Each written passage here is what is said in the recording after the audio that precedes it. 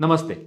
आज के वीडियो में हम जानेंगे इश्केमिक ब्रेन स्ट्रोक के बारे में एंड एनिमेशन द्वारा देखेंगे कि एक आधुनिक इंटरवेंशन ट्रीटमेंट देखेंगे जिसमें एक मेजर स्ट्रोक भी मिनटों में रिवर्स किया जा सकता है। पेशेंट को पहले जैसा आत्मनिर्भर बनाया जा सकता है।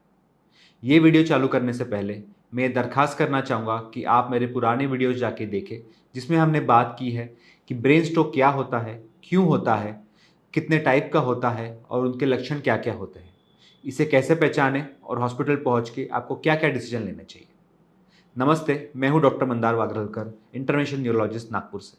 आज हम बात करेंगे इश्केमिक ब्रेन स्ट्रोक एंड उसकी क्या-क्या ट्रीटमेंट अवेलेबल है, उसके बारे में। इश्केमिक ब्रेन स्ट्रोक जब होता है, जब ब्रेन की खून सप्लाई करने वाली नस में थक्का जम जाता है यानी क्लॉट बनता है। ये क्लॉट खून के प्रवाह को रोक देता है, जिससे कारण ब्रेन में कुछ एरिया को खून नहीं मिल पाता और उसमें ऑक्सीजन और न्यूट्रिशन की कमी हो जाती है, जिसकी वजह से वो एरिया डेड होने लगता है। तो ऐसा कोई पेशेंट कोई भी लक्षणों के साथ आपको हॉस्पिटल पहुंचता है या इमरजेंसी डॉक्टर के पास पहुंचता है, तो डॉक्टर उसका तुरंत क्लिनिकल एग्जामिनेशन और ब्लड टेस्ट करता है और उसको सीटी और एमआरआई स्कैन इमीडिएटली एडवाइस करता है।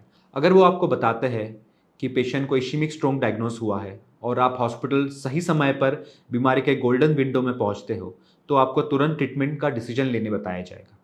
अगर ये क्लॉट छोटी नस में फंसा है, तो केवल 4.5 घंटे के अंदर लगने वाले इंजेक्शन से मैक्सिमम पेशेंट्स ये लक्षण रिवर्स किया जा सकता है। ये एक आईवी थ्रोम्बोलिसिस और क्लॉट बस्टर इंजेक्शन होता है, जो कई पेशेंट्स में क्लॉट पिघला देता है और ब्लड फ्लो को वापस चालू होने के बाद सिम्टम्स को रिवर्स करा देता है। बट अगर ये क्लॉट काफ़ी बड़ी नस में फंसा है, जो ब्रेन की काफ़ी बड़ी टेरिटरी को सप्लाई कर रहा है, इतने बड़े क्लॉट को ये इंजेक्शन कभी-कभी पिघला नहीं पाता मैक्सिमम पेशेंट्स में। इसका फ़ायदा कुछ 20 से 25% लोगों में होता है। इन केसेस में पहले हम कुछ नहीं कर पा सकते थे। ये पेशेंट्स का डेड ब्रेन टिश्यू धीरे-धीरे सूजने लगता था एंड 48 आवर्स में कभी-कभी जानलेवा भी हो सकता था। जो पेशेंट्स सर्वाइव भी कर जाते थे, उनमें से आधे पेशेंट्स को आजीवन पैरालिसिस रहता था। बट आजकल इसके लिए एक आधुनिक इलाज संभव है, जिसे मैकेनिकल थ्रोम्बेक्टोमी कहते हैं। आइए देखते हैं इस प्रोसीजर में एक्चुअली क्या-क्या किया जाता है। इस प्रोसीजर में एंजियोग्राफी करके हथेली और थाई की नस से एक छोटी सी ट्यूबिंग ले जाई जाती है ब्रेन की उस नस में जहाँ पे क्लॉट फंसा है। एक्सरे में देखते हुए एक छोटी सी वायर लेके जाते हैं, जिससे थक्के और क्लॉट को पार किया जाता है। एक बार ये वायर क्लॉट को क्रॉस कर जाता है, फिर हम इस क्लॉट की जगह पे वायर द्वारा एक छोटा सा प्लैटिनम धातु का स्टेंट रिट्रीवल डिवाइस डिप्लॉय करते हैं। कुछ समय रुकते हैं कि ये स्टेंट पूरी तरह क्लॉट को फंसा के जकड़ ले, और एक बार हमको कॉन्फिडेंस हो जाए कि ये क्लॉट स्टेंट रिट्रीवर डिवाइस में फंस गया है, फिर हम इसी डिवाइस को वापस खींच के निकाल लेते हैं, जिसके कारण क्लॉट पूरी तरह निकल आता है।